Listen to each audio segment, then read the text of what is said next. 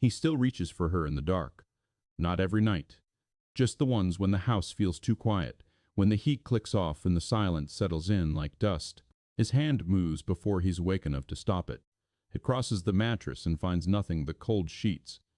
He lies there after that, staring at the ceiling he can't see, listening to his daughter breathe down the hall. The guilt is worse in the mornings. It comes when he pours 2 cups of coffee out of habit, when he hears himself laugh at something small and realizes he hadn't meant to, when he notices another woman's voice and doesn't turn away fast enough. He tells himself it's nothing, but his chest tightens anyway, and he knows something is shifting inside him whether he wants it to or not. He keeps the house in order. That's the first thing people notice if they ever step inside. The counters are wiped. Shoes lined up by the door. Laundry folded the same day it's washed. It wasn't always like that. Before, there had been small piles. A sweater over a chair. Mail on the table. Life in progress. Now, it looks managed. Controlled. He wakes before the alarm most mornings. The habit started at the hospital and never left. His eyes open in the dark. And for a second, he forgets which version of his life he's in. Then the quiet reminds him. He lies there longer than he should. He used to roll toward her warmth. Now he turns toward the nightstand, checks the time, counts his breaths without meaning to. 5 in, 5 out. He doesn't pray anymore. He tried at first. The words felt rehearsed, like he was asking for something he already knew wasn't coming back. Down the hall, the floor creaks. Light footsteps. He sits up immediately. "Dad?" Her voice is small in the mornings. Still caught in sleep. "I'm up," he says, clearing his throat. "Come on in." She doesn't hesitate. She hasn't since the accident. She climbs into his bed without asking. He lifts the blanket. She presses into his side like she used to press into her mother's. He feels the shift every time, a weight he's grateful for and afraid of. "You had the dream again?" he asks. She shrugs against him. Kind of. He doesn't ask for details unless she offers. The dreams come and go. Sometimes they're about hospitals. Sometimes about forgetting her mother's voice. He smoothed her hair back. It's getting longer. He keeps forgetting to schedule a trim. "We've got math today," he says lightly. "Big day." She groans. "Good. Normal." He holds on to that sound longer than he should. Breakfast is oatmeal because it's simple. He measures everything without thinking. 1 cup, half cup, pinch of salt. The motions steady him. She sits at the table in her socks, legs swinging, backpack already packed. He checks it anyway. Homework folder. Lunch. Permission slip. He used to rely on someone else to double-check these things. Now he trusts no one but himself. "You okay?" she asks suddenly. The question lands wrong. He looks up. "Of course. Why?"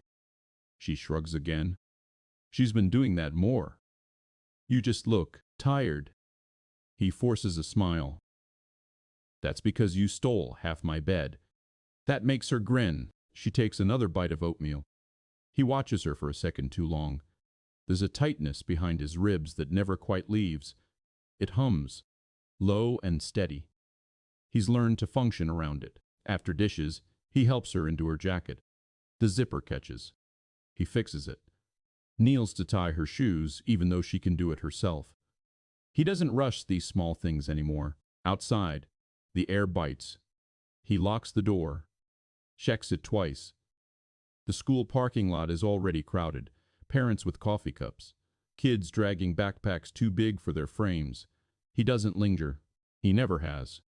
But lately, he's been walking her all the way to the classroom door. He tells himself it's because she asked. Inside, the hallway smells faintly of disinfectant and crayons.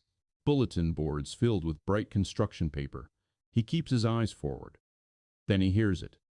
A laugh. It isn't loud. It isn't dramatic. It's soft and quick, like someone surprised by their own amusement. He doesn't know why it pulls his attention. She's kneeling beside a student, helping with a crooked stack of books. Dark hair pulled back loosely, sleeves rolled up. There's chalk dust on her fingers. Ariela. He knows her name because it's on the class newsletter, because his daughter says it when she talks about school. Ms. Ariela said, "I'm good at reading aloud." Ms. Ariela stayed late to help Emma. Ms. Ariela doesn't yell. He's heard it enough. He doesn't step closer. He waits near the doorway. His daughter lets go of his hand without realizing she's doing it. She walks in, sets her backpack down. Ariela looks up. Their eyes meet for half a second. Maybe less. It shouldn't matter. It's just a glance. But something in his chest shifts. A small, unexpected awareness. Not attraction.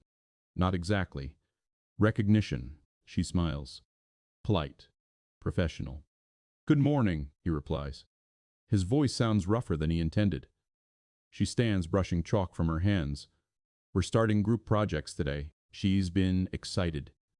He looks at his daughter, who nods quickly, cheeks pink. "She talks about it," he says. Ariela's smile softens slightly. Not flirtatious, just warm. "She's doing really well." The words hit deeper than they should. He nods once. "Thank you." There's a pause. Not awkward, just open. He doesn't fill it. He gives his daughter a small squeeze on the shoulder. "I'll see you at 3. She hesitates like she wants to say something, then just nods. He turns and walks out. He doesn't look back. In the truck, his hands stay on the steering wheel longer than necessary. He exhales slowly. It was nothing. A normal conversation. A teacher doing her job. He starts the engine. Still, as he pulls out of the parking lot, her voice lingers in his head. Calm. Steady. No pity in it. That's what unsettles him. Most people speak to him carefully, like he might crack. She didn't. He drives to work with the radio off. Halfway there, he realizes he's replaying the way she said, "She's doing really well," as if it mattered to her. He tightens his grip on the wheel. This is how it starts, he thinks. Small. Unnoticed. He doesn't let the thought finish. Work is numbers and deadlines. He prefers it that way. Clear outcomes. Problems with solutions. Grief doesn't follow those rules. Around noon, his phone buzzes. For a split second, panic spikes. It always does when the school calls. But it's just a text notification, a reminder about a parent volunteer sign-up. He stares at it longer than he needs to. He doesn't volunteer. He tells himself he's busy, that he can't afford distractions. But the truth is simpler. He avoids standing in rooms full of parents who look at him with that expression, the one that mixes sympathy and curiosity. He deletes the notification. Still, the image of her kneeling beside that student drifts back in, the chalk on her hands. He presses his thumb against the edge of his desk until the feeling fades. This is nothing. He repeats it like a rule. When he picks his daughter up that afternoon, she runs to him, backpack bouncing. "Dad, guess what?" He crouches slightly so she doesn't have to shout. "What?" "We pick partners, and I got Emma and Jacob, and Ms. Ariela said we work well together." He nods. "That's good." She said, "I'm brave." His throat tightens unexpectedly. "For what?" "For reading out loud, even when I mess up." He stands slowly. "That's not brave. That's just you." She grins at him. Behind her, Ariela steps out of the classroom to speak to another parent. He catches a glimpse of her profile. The way she listens closely. Focused. He shouldn't notice these things. His daughter tugs his sleeve. "She's nice, right?" He keeps his eyes on his daughter. "Yeah. She seems nice. She doesn't look at you weird." He stills. "What do you mean?" She shrugs again, like other people do. He doesn't ask how she knows that. He stands, adjusts her backpack straps. "Come on, let's go." As they walk to the truck, he feels something unsettled beneath his careful routine. It isn't desire. It isn't even hope. It's the realization that someone new has stepped into the edges of their life, and he doesn't know what to do with that. He drives home quieter than usual. That night, when he turns off the lights and lies in the dark, he doesn't reach across the bed. He keeps his hands folded over his chest, as if holding something in place. The next morning feels the same. That bothers him. He expects something to be different after noticing her. A shift in the air. Some obvious sign that he crossed a line in his own head, but the house is still quiet. The coffee still drips too slowly. The mirror still shows the same tired man buttoning the same shirts. He tells himself that's proof it meant nothing. His daughter eats toast instead of oatmeal. He burns the first batch. She doesn't complain. She never does about small things anymore. "You're picking me up today, right?" she asks. "I always do." "I know." She shrugs. "Just checking." He doesn't miss the way her eyes linger on him when she says it. At the school, he almost stops himself from walking her in. He stands by the entrance doors a second longer than usual. Other parents peel off quickly, already halfway back to their cars. He exhales and steps inside anyway. The hallway noise is louder today. Kids rushing, someone crying, a teacher calling out instructions. He sees Ariela before she sees him. She's standing near the classroom door, holding a stack of colored folders against her hip. Her hair is down today, not styled, just loose. It falls forward when she leans to speak to one of the students. He looks away immediately. It shouldn't matter. He focuses on his daughter instead, on the rhythm of her steps, on the way she squeezes his hand once before letting go. "Bye, Dad. See you later." He turns to leave. "Mr. Callan?" Her voice stops him. He closes his eyes for half a second before facing her. "Yes?" She steps closer, careful not to block the doorway. "Do you have a minute?" His chest tightens. "Is everything okay?" "Oh, yes." She smiles quickly. "She's doing great. I just wanted to ask about the field trip next month. We'll need a few parent chaperones." He feels the word before she even finishes it. Chaperones. He shifts his weight. "I'm not sure I can get time off." "It's a Friday," she says gently, "but I understand if that's difficult." There's no pressure in her tone, just information. He nods. "I'll think about it." She studies him for a second, not in a way that feels invasive, just attentive. "We try to make it comfortable," she adds, "for parents who might not enjoy those things." He knows what she means without her saying it outright. Crowds, noise, the sideways glances. He gives a tight nod. "I appreciate that." There's a pause. Longer than yesterday's. She looks like she might say something else. Instead, she steps back. "Have a good day." "You too." He walks away with his jaw set. In the truck, his pulse is too fast for a simple conversation. He rests his forehead briefly against the steering wheel. This is exactly what he wanted to avoid. Engagement, involvement, being seen. At work, he makes a mistake. It's small. A miscalculated figure in a report. He catches it before sending it out, but his hands are unsteady while fixing it. He doesn't make careless errors.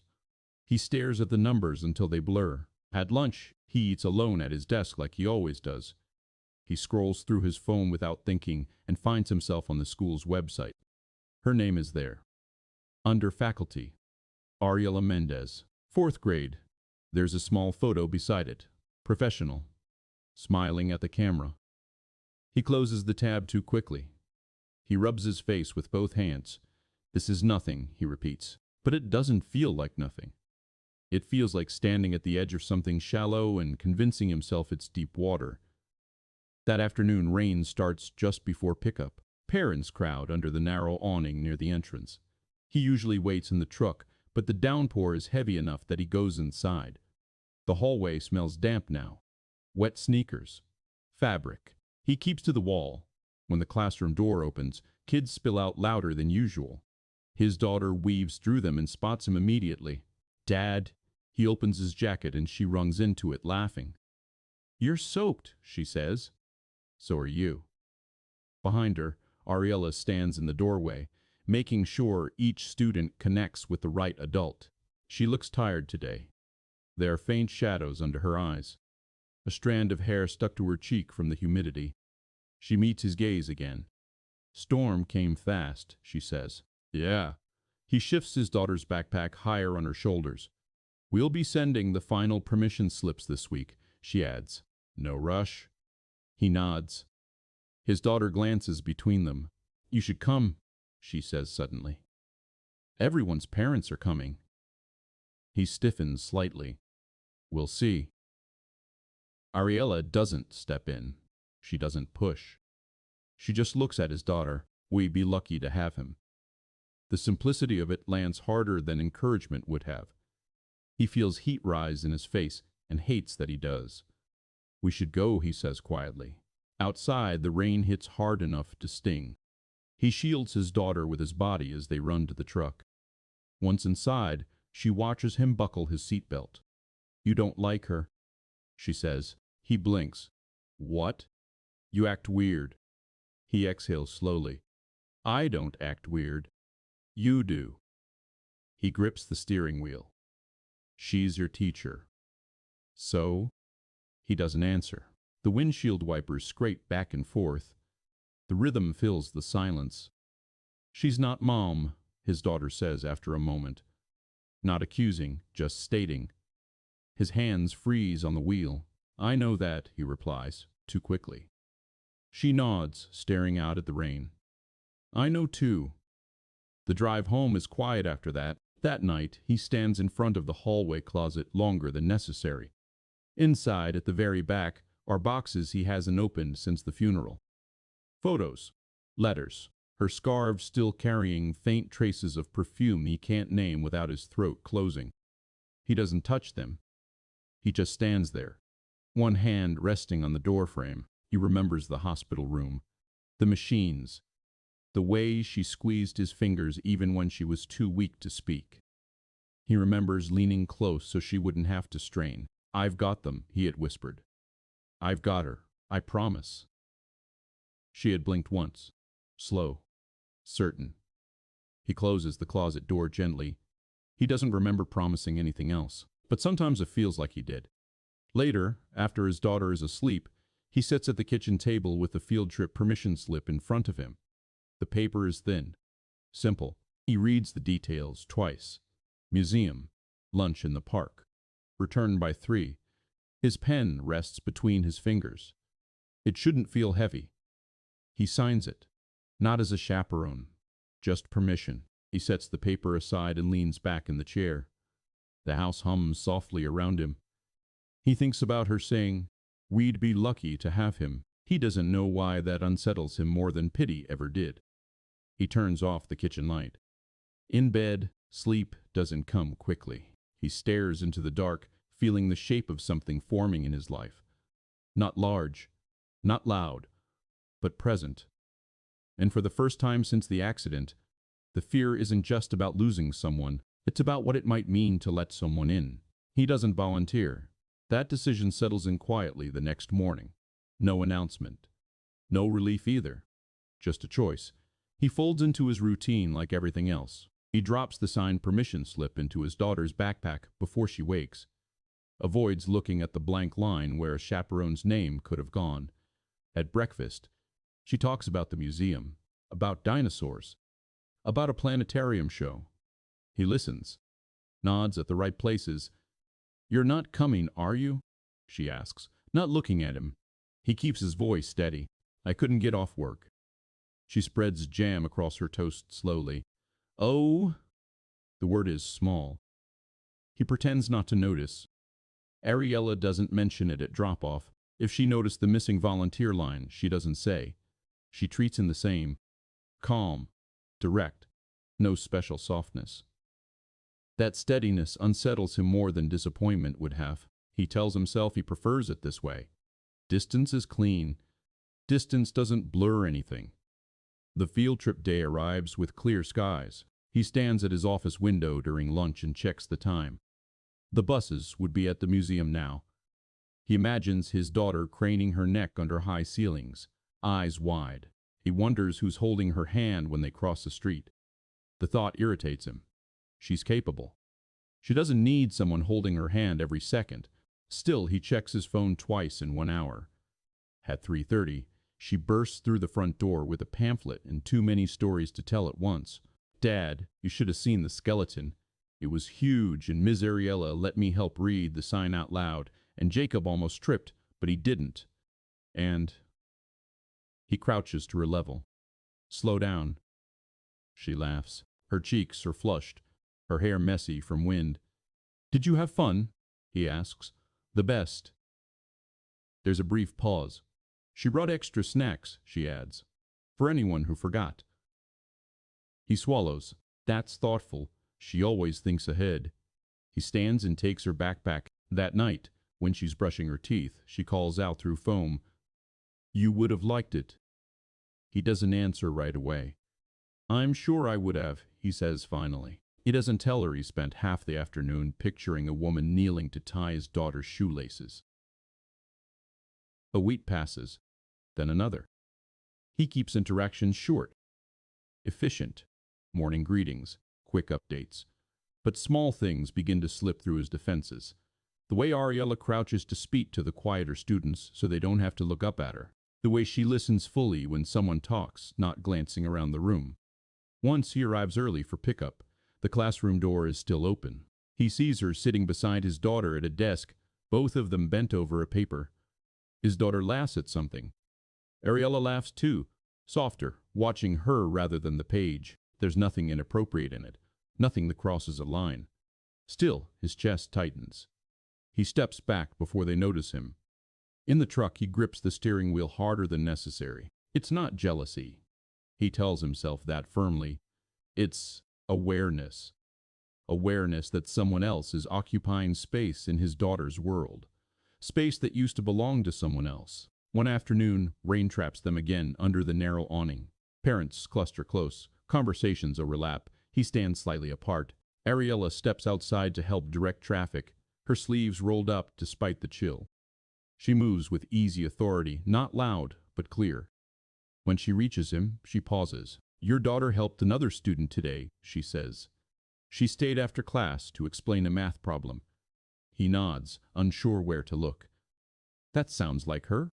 "It does," Ariela replies. "She has a way of making people feel less alone." The words hit him unexpectedly. He looks at her then. "Thank you," he says. "For what?" "For noticing." Her expression shifts slightly, not surprised, just understanding. "I notice all of them," she says gently. "But some stand out." Before he can respond, another parent calls her name. She steps away. He remains under the awning long after his daughter is ready to leave. That evening, he finds an old photo tucked between cookbooks in the kitchen drawer. He must have placed it there months ago and forgotten. It's from a beach trip years back. His wife squinting at the sun, hair tangled in the wind. His daughter, small enough to sit on her shoulders. He sinks into a chair. The image feels close enough to touch. He traces the outline of her face with his thumb. "I'm not replacing you," he murmurs. The words barely audible. He doesn't know why he says it. Nothing has happened.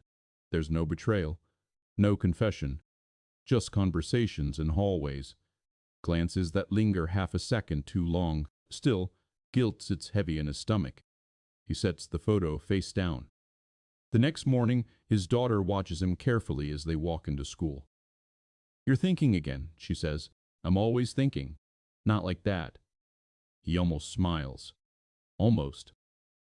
Inside the classroom, Ariela is writing something on the board. She turns when they enter. For a moment, the room feels smaller. "Good morning," she says. His daughter rushes in to show her a drawing. He stays near the doorway. Ariela studies the picture with genuine attention. "This is beautiful," she tells his daughter. "You added the stars." "She likes stars," his daughter says, glancing back at him. He nods once. Ariela looks at him then, just briefly. There's no accusation in her eyes. No expectation in her eyes. No expectation. That's what makes it harder. If she flirted, he could retreat. If she pushed, he could refuse. But she doesn't. She simply exists in their orbit, and he feels himself adjusting around her presence despite trying not to. That night, after his daughter is asleep, he sits at the kitchen table again. The house is still. He presses his palms flat against the wood surface. He thinks about the hospital room. about promises whispered into dim light. He had promised to protect, to provide, to keep their daughter safe. He never promised to stay alone, but sometimes in the quiet it feels implied. He stands abruptly and turns off the light.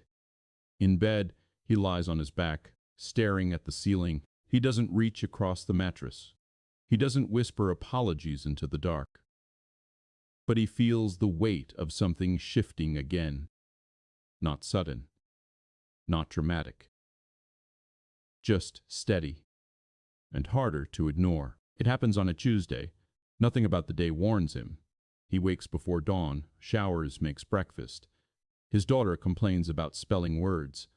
He signs a homework sheet. Ordinary things. At drop-off, the hallway is louder than usual. A substitute stands near the office door, looking lost. Ariela is inside the classroom, kneeling beside a boy who's crying quietly into his sleeve. Jack slows without meaning to. She doesn't rush the boy, doesn't hush him. She just sits there at his level, one hand resting lightly on the desk, giving him space to speak. Jack can't hear what she says. He doesn't need to. The boy nods eventually, wipes his face, takes a breath that looks hard to pull in. Ariela squeezes his shoulder once and stands. That's when she notices Jack watching.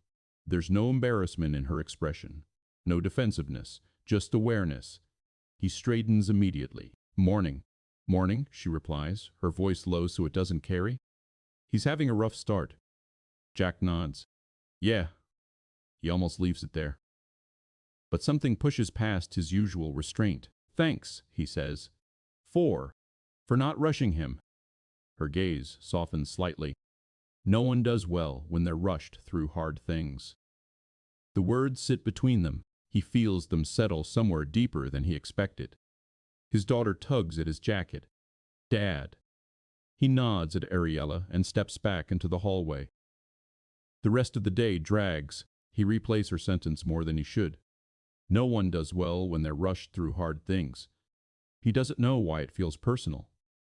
That afternoon, the school calls. His chest locks the moment he sees the number. He answers before the second ring. Hello? Mr. Callan. It's Ariela. Her voice is calm. That helps. Slightly. Is she okay? She's fine, Ariela says quickly. She just has a low fever. Nothing alarming. I think she might be coming down with something. We're keeping her in the nurse's office for now. I'm on my way. He doesn't remember the drive. 1 minute he's at his desk. The next he's walking too fast down the school hallway. The nurse's office smells faintly of antiseptic and paper towels. His daughter is curled on one of the narrow cots, pale but alert. A damp cloth rests on her forehead. He kneels beside her immediately. Hey, she gives a weak smile. Hi. You scared me. Sorry. Ariela stands near the doorway, arms loosely crossed, not hovering. Not distant either. She felt warm after lunch, Ariela says quietly. I didn't want to wait.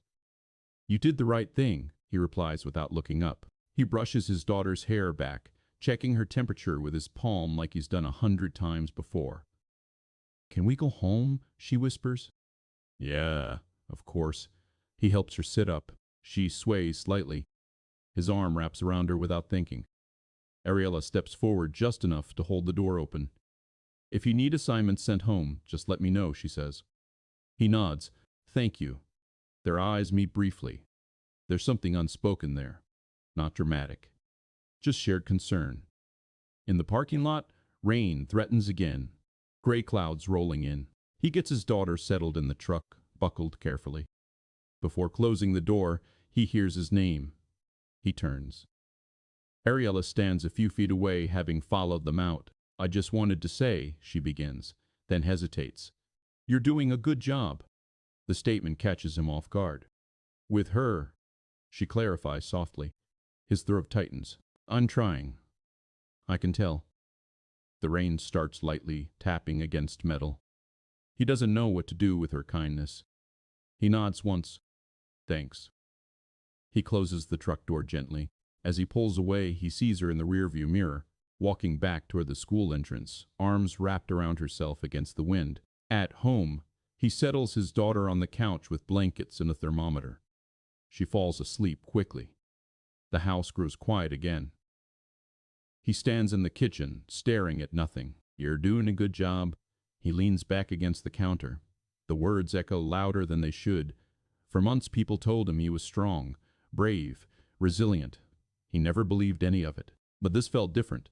It wasn't admiration. It was observation.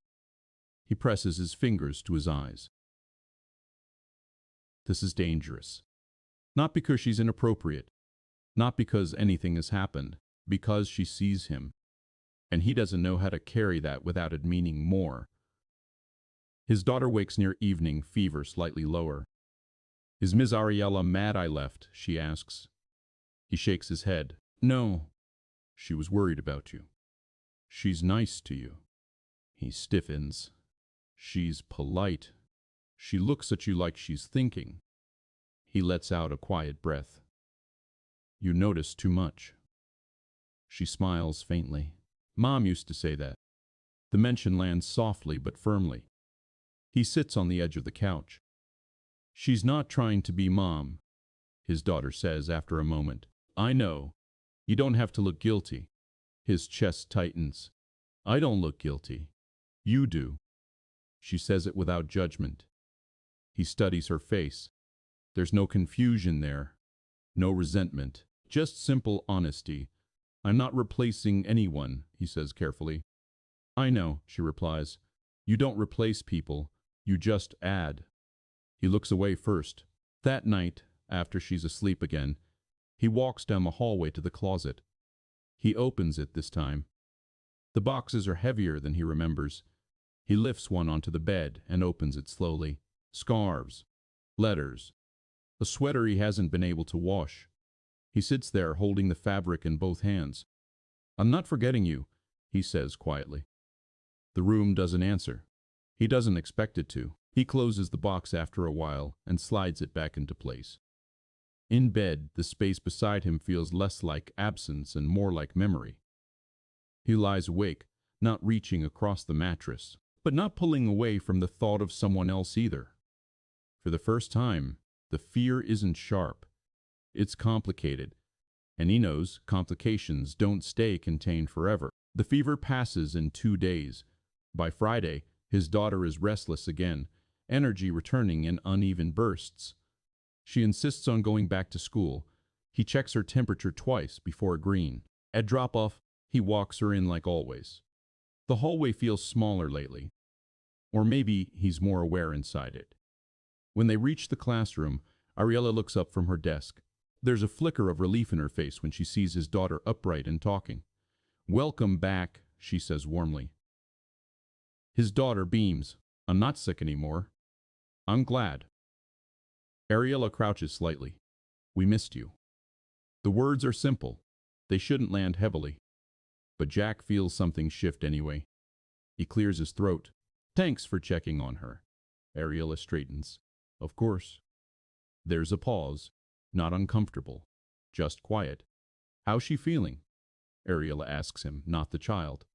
"Better," he says. "She hates sitting still." Ariela smiles faintly. "That sounds right." He notices the way she watches his daughter gather her books. Attentive, but not possessive. Present without stepping over lines. He appreciates that more than he lets himself admit. As he turns to leave, she speaks again. "You don't have to carry everything alone." The sentence catches him mid-step. He looks back. "I'm not," he says automatically. Her expression doesn't challenge him. It doesn't agree either. "I didn't mean it as criticism," she says gently. "Just an observation." He nods once, tight. "I got it," he replies. Then he leaves before she can answer. Work feels louder that day. Phones ringing. Keyboards tapping. Someone laughing too sharply down the hall. He can't focus. Her words replay, slow and steady.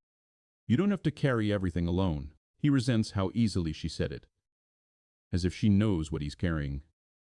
As if she's been watching long enough to form an opinion. He doesn't want to be observed that closely. It makes him feel exposed. Around noon, his phone buzzes again. This time it's a message from the school app. Reminder, parent-teacher conference is next week. He stares at the notification. He considers skipping it. There's nothing academically wrong. His daughter's grades are strong, behavior solid. He doesn't need to sit in a small chair across from a woman who already seems to see too much. Still, he taps the sign-up link, chooses a time, closes the app quickly. The conference room smells faintly of dry erase markers. He sits across from her on one of the small chairs meant for children. His knees feel too close to the desk. Ariela has a folder open in front of her. She's doing very well, she begins. Strong reading skills. Empathetic with classmates. He nods. That's good. She struggles a bit with group conflict, Ariela adds gently. If other kids argue, she tries to fix it, sometimes at her own expense. He exhales slowly. That sounds like her mother. The words slip out before he can stop them. Ariela's expression shifts to offense, but not with pity. She talks about her, Ariela says quietly. His jaw tightens. Does she? Yes. Not every day, but when it feels relevant. He doesn't know whether that comforts or unsettles him. She remembers her clearly, Ariela continues. That's important. He stares at the edge of the desk. She worries about you. The sentence lands heavier than the others. She doesn't need to, he says. I know, Ariela replies. But children sense things. He looks up then. What exactly do you think she's sensing? The question comes out sharper than he intended. Ariela doesn't flinch. I think she sees how hard you're trying, she says evenly, and she doesn't want you to get tired. His throat tightens unexpectedly. He shifts in the small chair. I'm fine. She holds his gaze a second longer. I believe you're capable, she says. That's not the same as fine. Silence settles between them. Not hostile. Just full. He breaks eye contact first. Is there anything else academically? He asks, voice controlled. Ariela closes the folder slowly. No. She's exactly where she should be. He stands. Thank you. For coming, she says. He hesitates at the doorway. He could leave it there. Instead, he says, You don't know what I'm carrying. Her answer comes quietly. You're right. That stops him. She continues, but I can see it's heavy. He doesn't respond. He leaves before his composure cracks. That night, he doesn't turn on the television. He sits in the dark living room after his daughter falls asleep. The house feels closer than usual. He replays the conference, not the academic details. Her tone, steady, direct, not intrusive. She didn't push. She didn't pry. She simply acknowledged what was already visible. He presses his thumb against the indentation in his wedding ring. He still wears it. He hasn't taken it off once. He twists it now. The metal feels different against his skin. He remembers the day he put it on, the way his wife laughed when his hands shook. You look like you're signing a contract, she had teased. He had been nervous, not because he doubted, because he understood the weight of promise. He closes his eyes. The promise was to love, to protect, to stay. He kept that promise until he couldn't. He opens his eyes slowly. What does staying mean now? Staying loyal to memory? Staying alone? Or staying open to the life still moving in front of him? He stands abruptly, restless.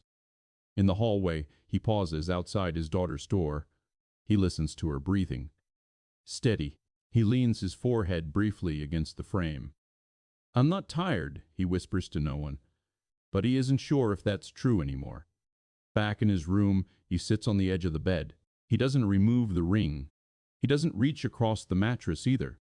He just sits there in the dark, aware that something inside him has started asking questions he doesn't know how to answer. He doesn't mean to stay after pickup. It just happens. His daughter lingers at her desk, reorganizing pencils that don't need organizing. Other parents collect their kids and drift out in soft waves. The classroom grows quieter by the minute. He stands near the back wall, hands in his jacket pockets. Ariela is stacking books near the window. Sunlight falls across the room in long strips. Dust hangs in it, visible and slow. "Dad," his daughter calls, "can I show Ms. Ariela the poem I wrote?" He nods. "Sure." She rushes up to the front with a folded sheet of paper. Jack watches from where he stands. Ariela reads carefully. Not skimming, actually reading. When she looks up, her eyes are bright. "This is honest," she tells his daughter. "Is that good?" the child asks. "It's very good." His daughter glances back at him, proud. He gives a small nod. When she runs off to grab her backpack, Ariela looks at him. "She writes about her mom in a way that feels steady," she says quietly. He steps forward a little. "Steady how?" "Not like she's trying to hold on to something that's slipping," Ariela replies. "More like she's placing it somewhere safe." He doesn't know what to say to that. "She gets that from you," Ariela adds. He lets out a short breath. "I don't write poems." "That's not what I meant." Their eyes meet. The air feels heavier than usual, not uncomfortable, just aware.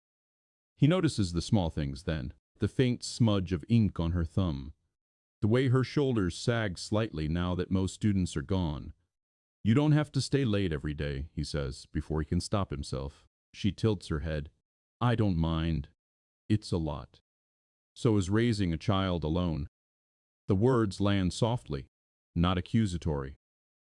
He stiffens anyway. "I manage." "I can see that." He almost laughs at that. Almost. His daughter returns, backpack slung over one shoulder. "Ready?" he asks. She nods.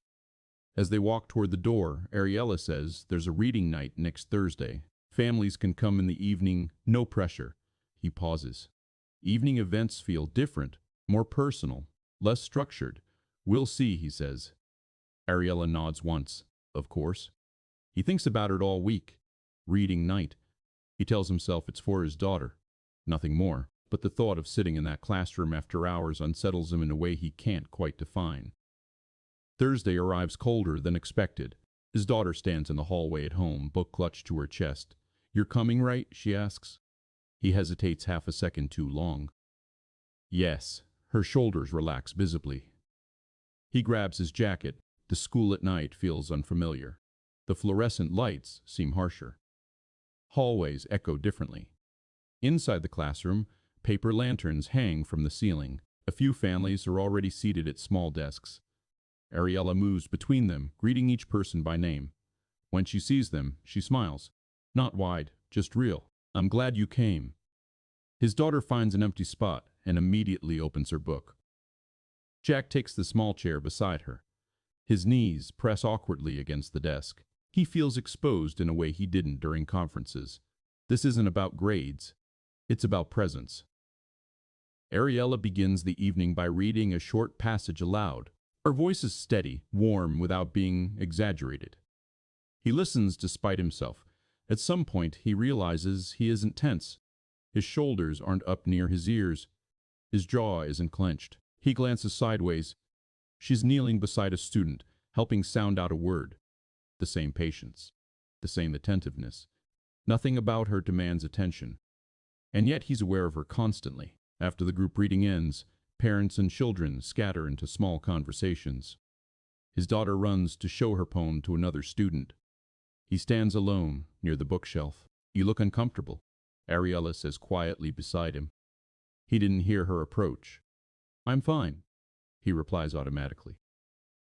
She studies him for a moment. "You don't have to be fine here." The simplicity of that nearly undoes him. He swallows.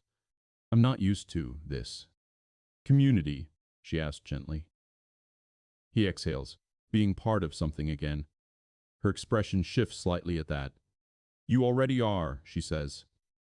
He shakes his head. It doesn't feel like it. Silence stretches between them. Not empty, just honest. "You loved her," Ariela says finally. The statement isn't a question. "Yes, and you still do." "Yes." She nods. "That doesn't disqualify you from living." The words hit deeper than anything she said before. He feels it in his chest.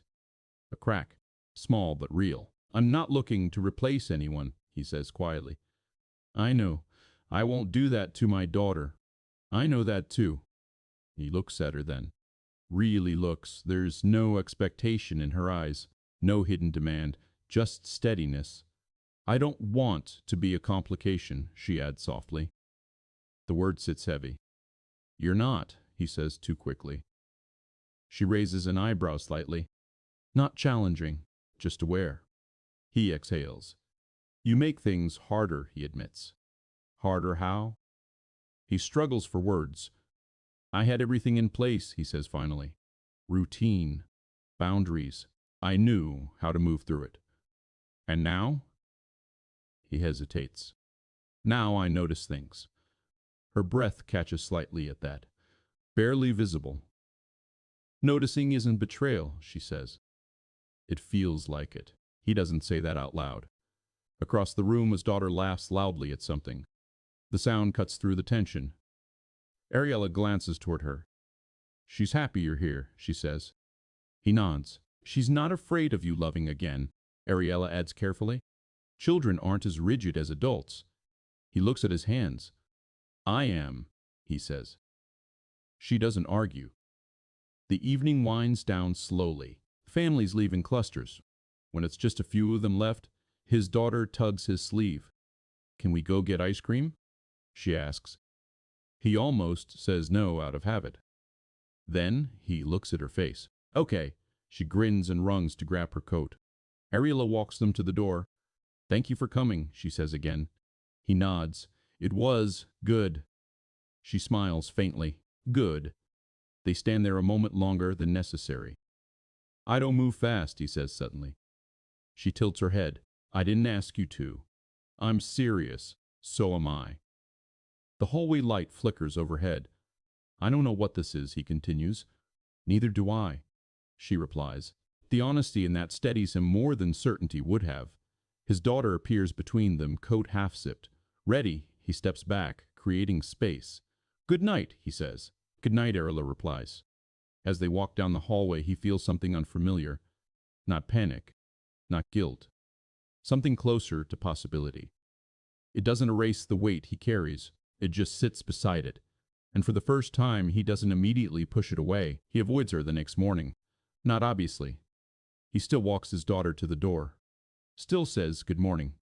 But he keeps it brief. Controlled.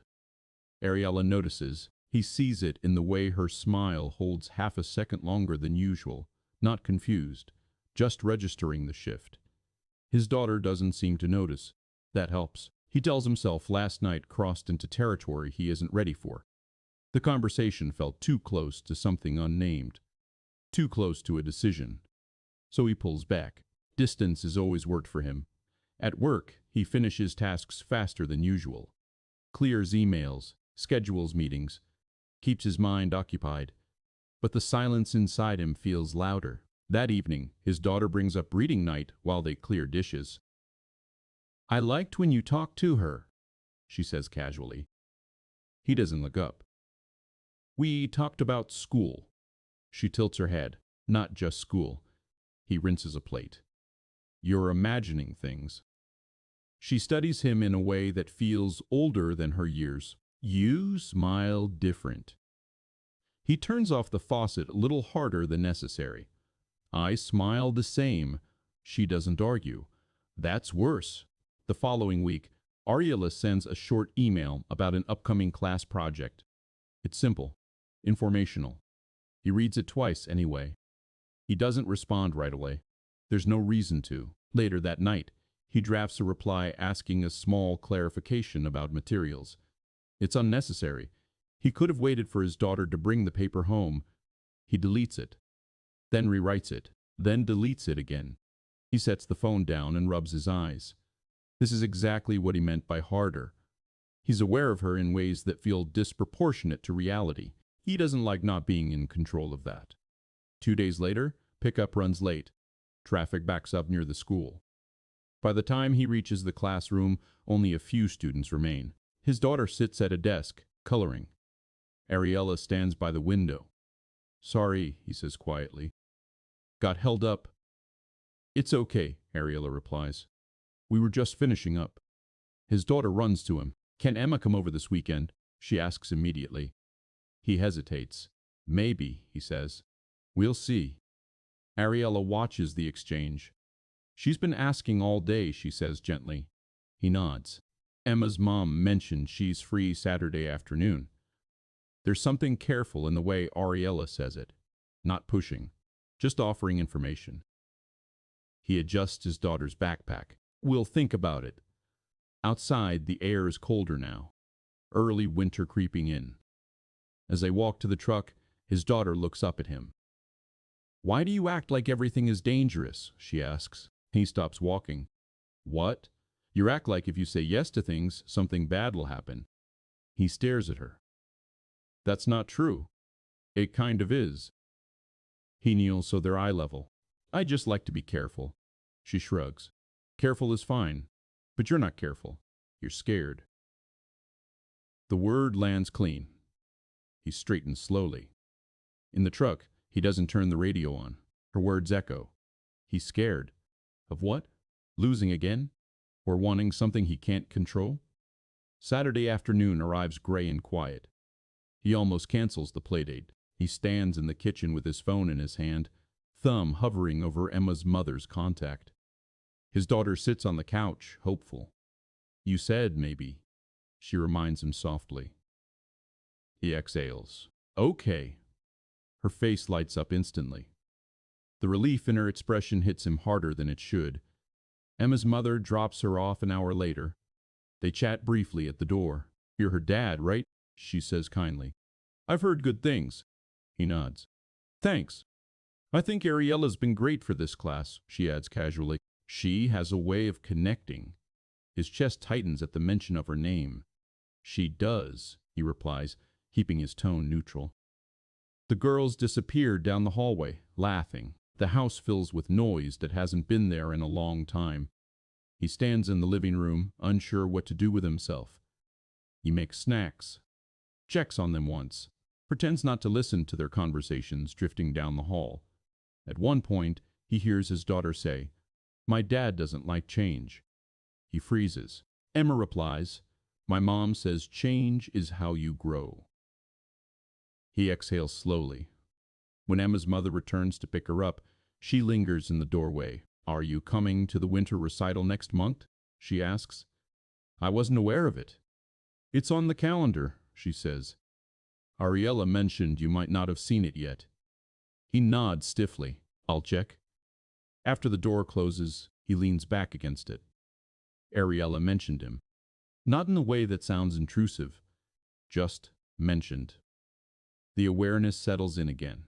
She isn't ignoring this. She isn't pretending nothing is happening. She's moving carefully, too. Monday morning feels heavier. He debates dropping his daughter at the curb. He doesn't. Inside, Ariela stands by the board, writing something in neat script. She turns as they enter.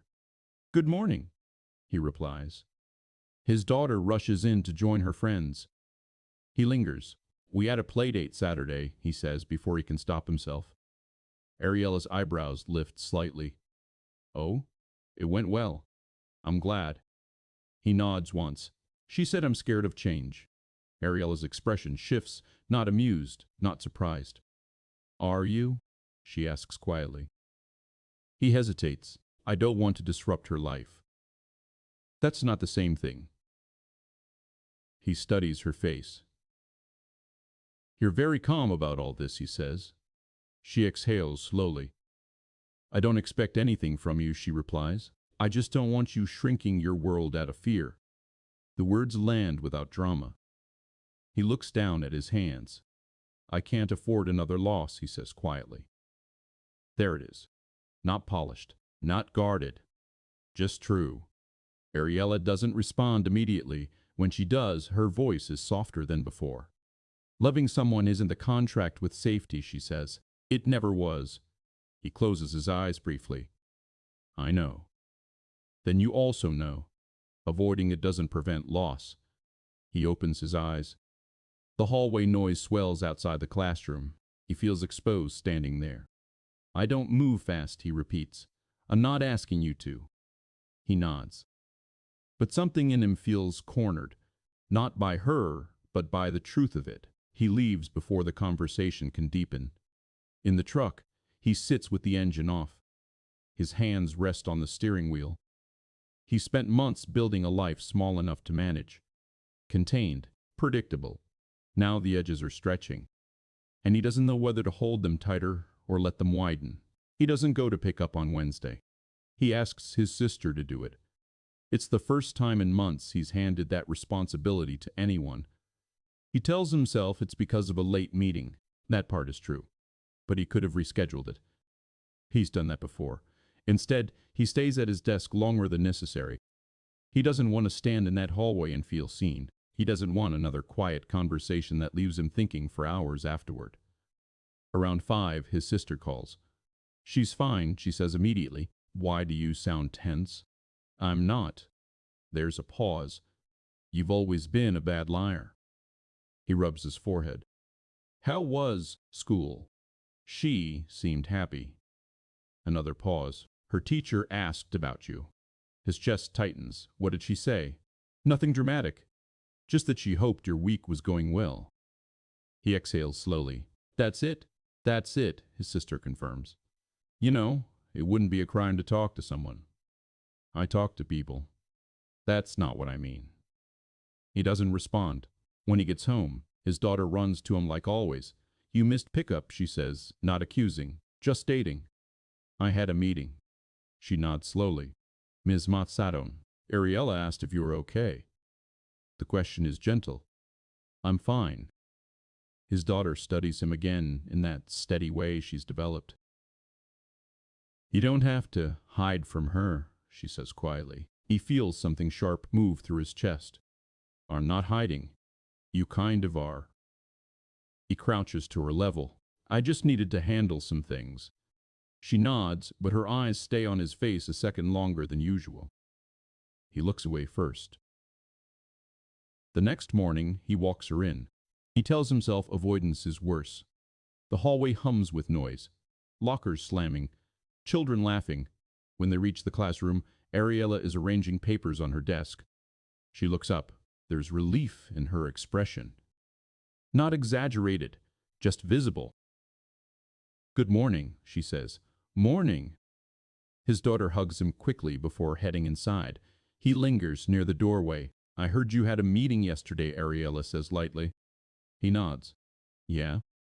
Everything okay? The question isn't intrusive. It's measured.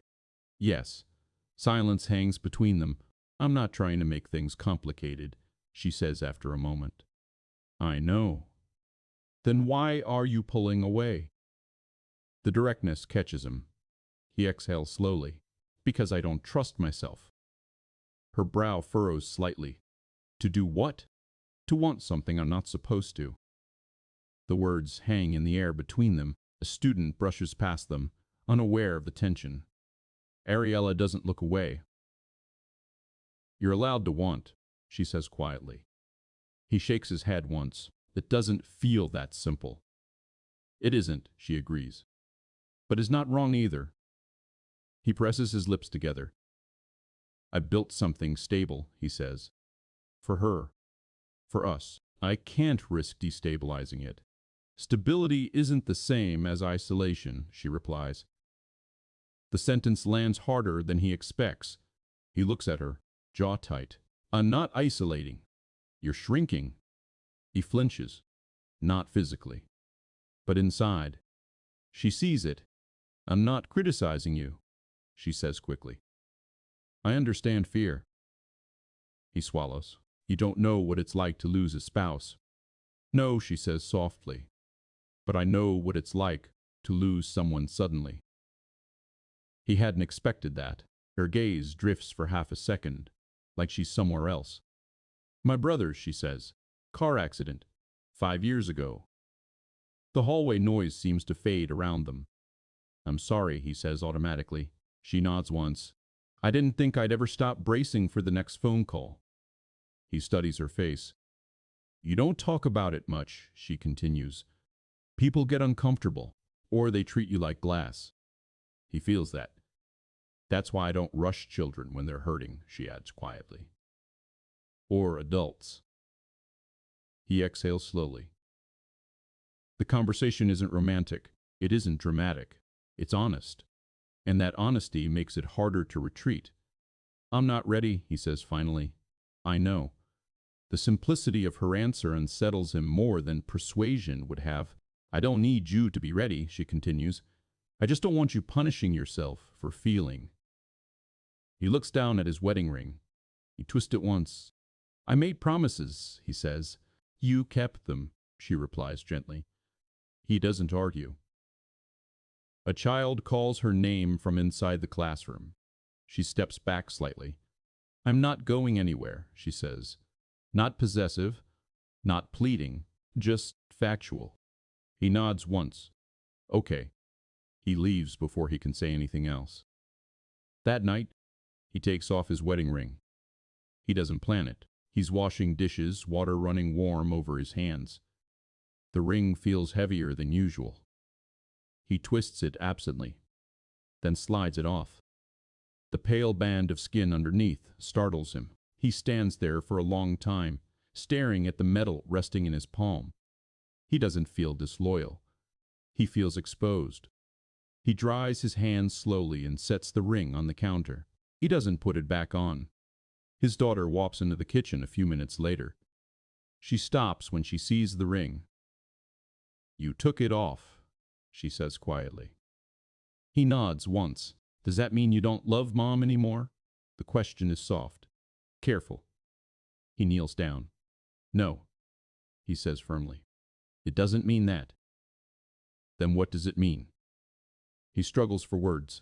It means I'm trying to figure something out. She studies his face. About Ms. Ariela? He exhales. About me. She nods slowly. I think Mom would want you to figure it out, she says. His throat tightens. You don't know that. She shrugs lightly. I kind of do. He pulls her into a hug without thinking. She holds on to him tightly. I'm scared, he admits into her hair. I know, she whispers back. He closes his eyes. For the first time, the fear doesn't feel like something to hide. It feels like something he has to walk through, and he knows walking through it will change something. He just doesn't know yet what that change will cost. He doesn't put the ring back on. It sits on the dresser overnight. Morning light catches against the metal in a way that feels too bright. He notices it while buttoning his shirt. His hand pauses. He waits for the rush of guilt. It doesn't come the way it used to. There's something else instead. Not relief. Not freedom. More like quiet. He picks the ring up. Turns it between his fingers. You're not being erased, he says under his breath.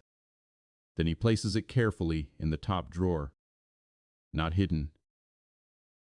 Just moved. At breakfast, his daughter doesn't mention it. She watches him once or twice, subtle. He pours coffee. Only 1 cup now. He stopped pouring 2 months ago without realizing it. You're coming to the recital, right? She asks. Yes. No hesitation this time. She nods, satisfied. On the drive to school, the air feels sharper. Winter settling in for real. He walks her inside.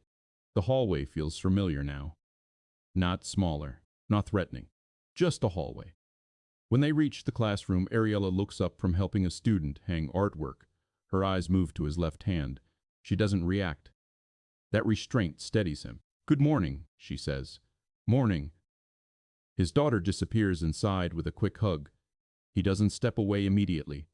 There's no speech prepared in his mind, no rehearsed line. I don't want to shrink anymore, he says quietly.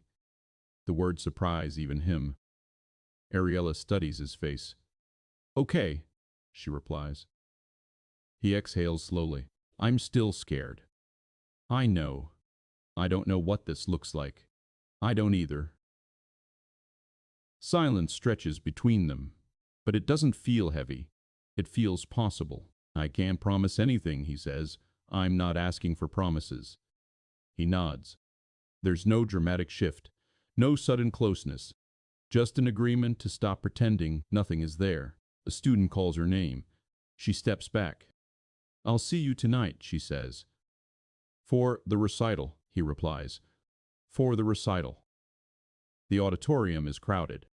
Parents fill folding chairs. The air smells faintly of dust and winter coats. He sits near the aisle, scanning the stage for his daughter. When the class files in, she spots him immediately. Her smile is wide, unrestrained. He feels something open in his chest at that.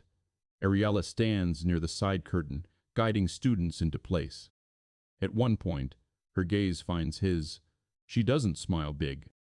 Just a small acknowledgement. It's enough.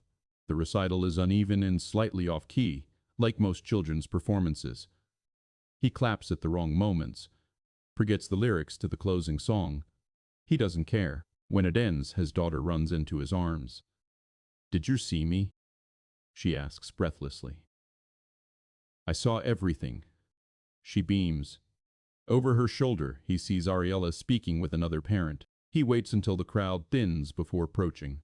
"You did well tonight," he says when she turns toward him. "They did," she corrects gently. He nods. There's a quiet between them again. Not tense, just aware. "Would you?" He starts, then stops. She waits. "Would you want to get coffee sometime?" He finishes, voice steady but low. Not dramatic, not a declaration, just an invitation. Ariela holds his gaze. "Yes," she says simply. He exhales. "Okay." "No rush," she adds. He almost smiles. "I know." His daughter tugs his sleeve. "Can we go celebrate?" she asks. He looks down at her. "Yeah," he says. "Let's celebrate." The coffee shop is small, neutral ground. He arrives first, chooses a table near the window. When Ariela walks in, she looks different outside the classroom. Less structured. Hair down. Coat unbuttoned. He stands. They don't hug. They sit. For a moment, neither speaks. Then he says, "I haven't done this in a long time." "I figured," she replies gently. He nods. "I'm not trying to step into anything you're not ready for," she says. "I know." He studies his hands wrapped around the coffee cup. "I loved my wife," he says plainly. "I know. I still do. I know." He looks up. "I don't know how to hold that and this at the same time." Ariela's voice stays steady. "You don't have to let one cancel the other." He swallows. "It feels like if I move forward, I'm leaving her behind." "She's not a place you leave," Ariela says softly. "She's part of you." He lets that sit. Outside the window, people pass by in heavy coats. Life moving without pause. "I'm not asking you to replace anything," she continues. "I just care about you and her." The simplicity of it steadies him more than passion would have. He nods slowly. "I care about you too," he admits. The words feel unfamiliar. But not wrong. Silence settles between them again. Comfortable this time. Not because everything is resolved, but because nothing is being forced. That night, he stands in his bedroom holding the small wooden box where he placed his ring. He opens it. The metal catches the light again. He doesn't put it back on. But he doesn't hide it either. He sets the box on the nightstand, not as a barrier, not as a shrine, just as memory. He lies down. For the first time in a long while, he doesn't brace for the dark. He doesn't reach across the bed, but he doesn't fold his hands tightly over his chest either. He lets them rest at his sides. The house is quiet, not empty, just quiet. Down the hall, his daughter shifts in her sleep. Tomorrow will be awkward in small ways. New steps, careful conversations, he knows that. But the fear that once felt paralyzing now feels like something he can walk with. He loved once. He loves still, not the same, not replacing, just adding. And somewhere between memory and possibility, something inside him settles. Not because the past disappeared, but because he finally allowed the future to exist beside it. The first time he tells his daughter about the coffee, it isn't dramatic. They're folding laundry on the living room floor. Socks mismatched, towels stacked unevenly. "I met Ms. Ariela for coffee," he says, keeping his tone even. His daughter doesn't look up right away. Like a meeting? She asks. Not exactly. She folds a shirt carefully. Too carefully. Like a date? He hesitates. Yes. She nods slowly. That's okay, she says after a moment. He watches her face for signs he might have missed. Hurt. Confusion. There isn't any. Are you okay? He asks. She shrugs lightly. I told you. You can add. The word still surprises him. Add. Not replace. Not erase. Add. He reaches over and squeezes her shoulder. Nothing changes between us, he says quietly. I know. The certainty in her voice steadies him more than reassurance ever could. The next few weeks move carefully. No sudden shifts. No grand gestures. He and Ariela meet for coffee again. Then a walk in the park one Saturday afternoon while his sister watches his daughter. They talk about small things at first. Books, work, childhood stories that don't feel too close to old wounds. She tells him about her brother in pieces. Not all at once. Just moments. The way he used to leave cabinet doors open. The way silence felt louder after he was gone. He listens. He doesn't rush her. She notices that. You're good at sitting with hard things, she says once. I didn't used to be, he replies. He means it. There was a time he tried to fix everything, solve grief like a problem. Now he understands some things don't need solving. Just space. At school, they remain measured, professional, careful, but something softer threads through their interactions now. He doesn't avoid her eyes. She doesn't guard her tone. It's subtle. Most people wouldn't notice. His daughter does. One afternoon, as they walk to the truck, she bumps his shoulder lightly. You look lighter, she says. He almost laughs. Do I? Yeah. He doesn't argue, because he feels it too. Not lighter, like the weight is gone. Lighter, like he's not carrying it alone. There are setbacks. One night, he wakes suddenly from a dream he can't fully remember. His heart pounds. For a second, he forgets where he is in time. The old panic returns sharp and familiar. He sits up, breathing uneven. The instinct to retreat hits hard, to call Ariela the next morning and tell her this was a mistake, that he moved too fast, that he can't risk the pain again. He sits with that instinct instead, doesn't act on it. He remembers what she said. Avoiding it doesn't prevent loss. By morning, the panic has softened. Not gone, but manageable. He drops his daughter at school like usual. When Ariela asks how he's doing, he considers lying. He doesn't. Rough night, he says simply. She nods. Want to talk about it? Not right now. Okay? No pressure. Just presence. That steadiness anchors him more than solutions would. Winter settles fully. The house feels warmer this year. Not because the thermostat changed. Because laughter comes easier. His daughter talks openly about her mother and about Ariela in the same conversation without tension. She would have liked her, she says one evening.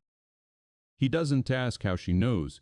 He believes her. One Sunday afternoon, Ariela comes over for dinner for the first time.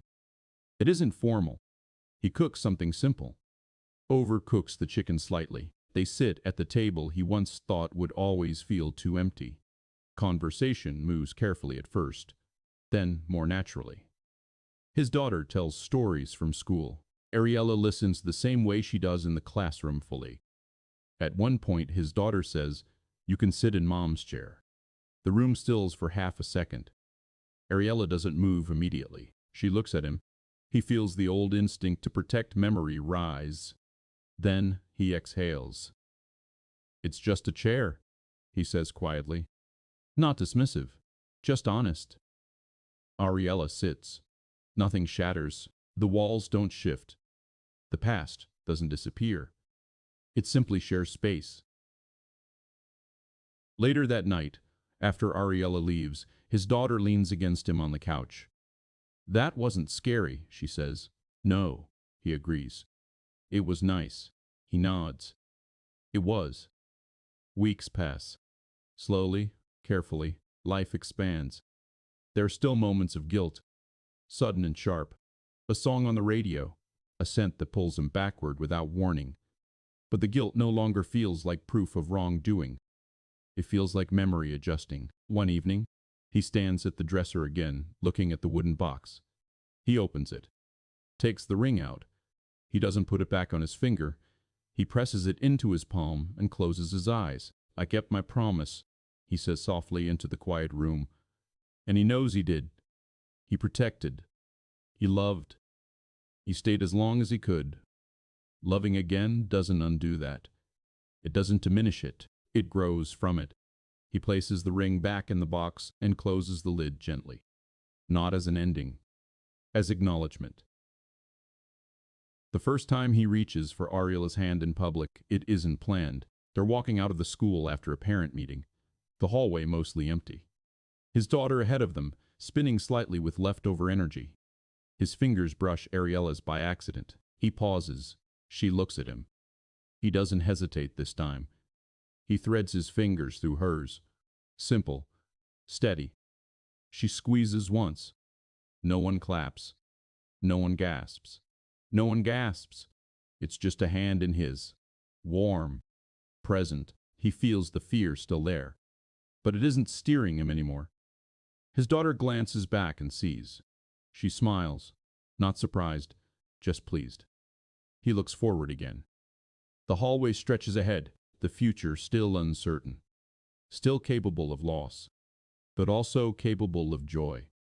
And for the first time since the hospital room, since the promises whispered in dim light, he understands something clearly. Choosing hope isn't betrayal. It's courage of a different kind.